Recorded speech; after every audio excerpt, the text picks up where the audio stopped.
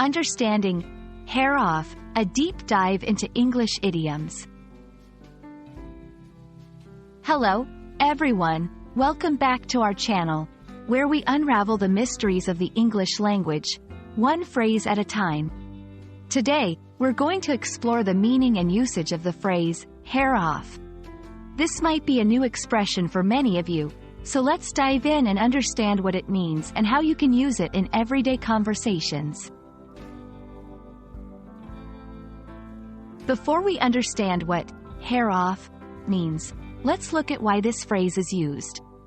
The term hare refers to an animal similar to a rabbit, known for its speed and sudden movements.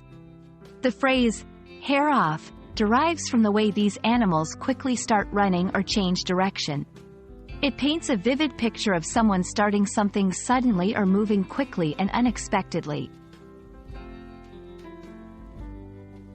Now, let's break down the meaning.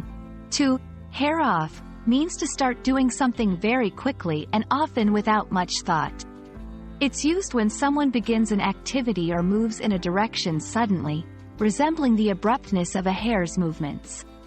For example, if someone says, "He hared off before we could even say goodbye," it means the person left very quickly and suddenly.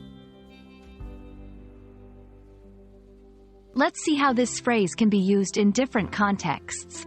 1. In a physical sense, as soon as the bell rang, the kids hared off towards the playground.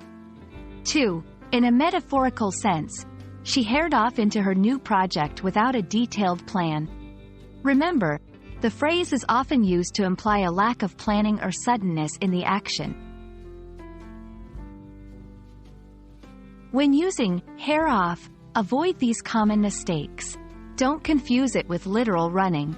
It's more about the suddenness of the action than the physical act of running. It's mostly used in British English. Be aware of your audience. It might not be well understood in American English contexts. We hope this video has shed some light on the interesting phrase, hare off. It's a vivid expression that captures the essence of sudden and quick actions.